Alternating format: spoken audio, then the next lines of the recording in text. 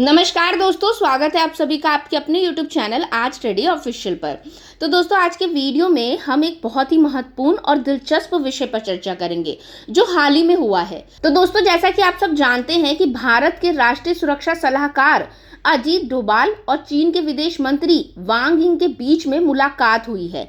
अब ये मुलाकात 18 दिसंबर 2024 को हुई और इस बैठक के दौरान कई महत्वपूर्ण फैसले भी लिए गए जो भारत और चीन के संबंधों को स्वस्थ और स्थिर दिशा में लेकर जा सकते हैं। तो आज अपनी इस वीडियो में दोस्तों हम जानेंगे कि इस बैठक में क्या खास हुआ, क्या बातें तय की गई और क्यों ये बैठक दोनों देशों के रिश्तों के लिए इतनी इम्पोर्टेंट है।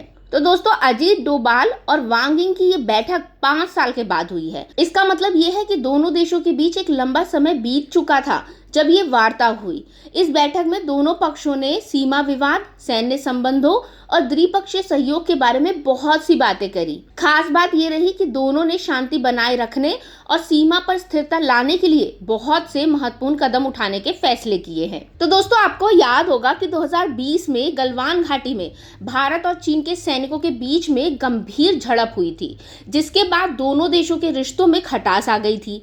अब इस वार्ता में दोनों देशों ने सीमा विवाद को हल करने के लिए अधिक कदम उठाने की सहमति जताई है। दोनों ही पक्षों ने कहा है कि सीमा क्षेत्र में शांति और स्थिरता बनाए रखना बहुत जरूरी है और इसके लिए दोनों देशों ने एक दूसरे के साथ मिलकर विश्वास बहाली के उपायों को और मजबूत करने का फैसला किया है।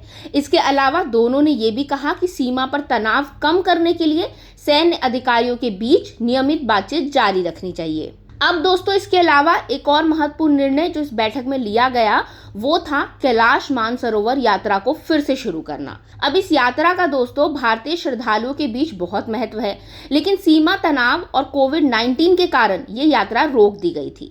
अब दोनों देशों ने इस यात्रा को जल्द से जल्द शुरू करने का निर्णय लिया है, जिससे भारतीय श्रद्धालुओं को फिर से अपनी धार्मिक यात्रा पर जाने का अवसर मिलेगा। इसके अलावा सीमा पार नदी सहयोग को मजबूत करने की भी बात हुई है।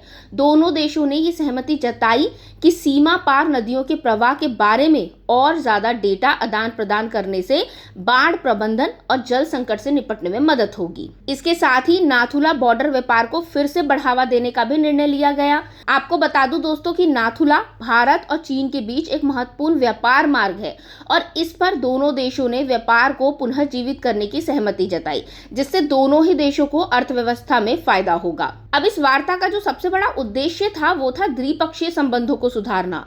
दोनों देशों ने संकल्प लिया था कि वो अपने रिश्तों को स्थिर और सकारात्मक दिशा में आगे बढ़ाएंगे। सीमा विवाद को सुलझाने के लिए 2005 में तय हुए राजनीतिक दिशा निर्देशों का पालन करते हुए दोनों देशों ने ये वादा किया है कि वो इस मुद्दे को हल करने के लिए और भी ज्यादा प्रयास करेंगे। अब दोस्तों, ये दौरे का महत्व इसलिए भी है क्योंकि पिछले कुछ सालों में भारत और चीन के रिश्ते बहुत ही ज्यादा तनावपूर्ण रहे हैं, खास करके 2020 में गलवान घाटी में जो झड़प हुई थी उसके बाद से।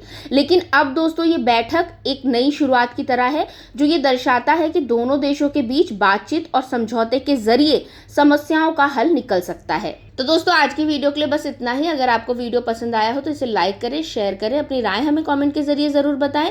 साथ ही दोस्तों, चैनल को सब्सक्राइब करना बिल्कुल ना भूलें। अब मिलेंगे अगले वीडियो में, तब तक के लिए थैंक यू।